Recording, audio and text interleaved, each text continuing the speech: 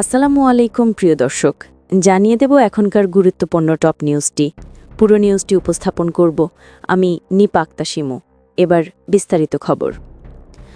রাষ্ট্র মালিকানাধীন mobile operator টেলিটকের দেনা প্রতিনিয়ত বাড়ছে। বাংলাদেশ টেলিযোগাযোগ নিয়ন্ত্রণ কমিশনের কাছে টেলিটকের বকেয়ার পরিমাণ ৫,৫০০ কোটি টাকা ছাড়িয়ে গেছে। এর বড় অংশই তরঙ্গ বাবদ মূল্য, যা টেলিটক নিলামে নিলেও সময়মতো পরিশোধ করছে না। এমনকি লাইসেন্স ফি এবং রাজস্ব ভাগাভাগির নিয়মও মানছে না প্রতিষ্ঠানটি। এ কারণে অনেকে বলছেন, বিটিআরসির কাছে টেলিটক যেন বিশেষ সুবিধা পাওয়া একটি প্রতিষ্ঠানে পরিণত হয়েছে। বিটিআরসির সর্বশেষ কমিশন সভার কার্যবিবরণী অনুযায়ী সরকারি ৫ প্রতিষ্ঠানের কাছে কমিশনের পাওনা প্রায় ৭,০০০ কোটি টাকা। এর মধ্যে টেলিটকের কাছে পাওনা সবচেয়ে বেশি, প্রায় ৫,৭০০ কোটি টাকা। তরঙ্গ বাবদ বকেয়া রয়েছে ৫,৫০০ কোটি টাকা, লাইসেন্স ফি বাবদ প্রায় ১২০ কোটি, রাজস্ব ভাগাভাগির অংশ বাবদ ১০২ কোটি এবং সামাজিক দায়বদ্ধতা তহবিল সহ অন্যান্য খাতেও আরও বকেয়া রয়েছে। নিয়ম অনুযায়ী মোবাইল অপারেটরদের আয়ের ৫.৫% বিটিআরসিকে এবং ১% সামাজিক দায়বদ্ধতা তহবিলে জমা দিতে হয়।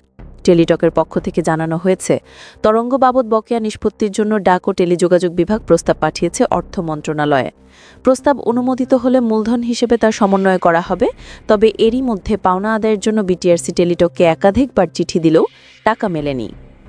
২০০৫ সালে যাত্রা শুরু করেছিল টেলিটক। শুরুর দিকে মানুষের আগ্রহ থাকলেও সময়ের সঙ্গে সঙ্গে প্রতিষ্ঠানটি দুর্বল হতে থাকে। নেটওয়ার্ক কাভারেজ, গ্রাহক সংখ্যা এবং আয়ের দিক থেকে বেসরকারি অপারেটরদের ধারে কাছেও নেই টেলিটক। তবুও উচ্চ মূল্যের তরঙ্গ বরাদ্দ পাচ্ছে টেলিটক, যা তারা যথাযথভাবে কাজে লাগাতে পারছে না। বর্তমানে প্রতি ১০ লাখ গ্রাহকের বিপরীতে টেলিটকের তরঙ্গ বরাদ্দ অনেক বেশি হলেও তা ব্যবহার করে গ্রাহক টানতে ব্যর্থ হচ্ছে প্রতিষ্ঠানটি। টেলিটকের কর্মকর্তারা বরাবরই কম বিনিয়োগকেই পিছিয়ে পড়ার কারণ হিসেবে দেখান।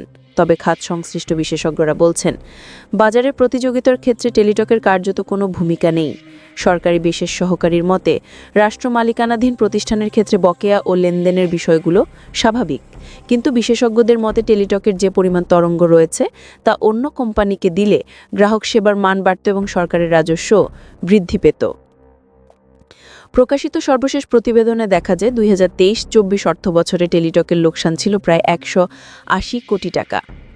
এ অবস্থায় টেলিটক থাকা উচিত কিনা, থাকলেও কোন কাঠামোতে থাকা উচিত, এ বিষয়ে সরকারের একটি স্পষ্ট নীতিমালা জরুরি বলে মনে করছেন বিশেষজ্ঞরা। প্রিয় দর্শক, এই ছিল এখনকার গুরুত্বপূর্ণ নিউজ।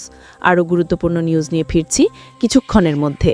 নিউজগুলো সবার আগে দেখার জন্য এই চ্যানেলটি সাবস্ক্রাইব করতে ভুলবেন না। ধন্যবাদ।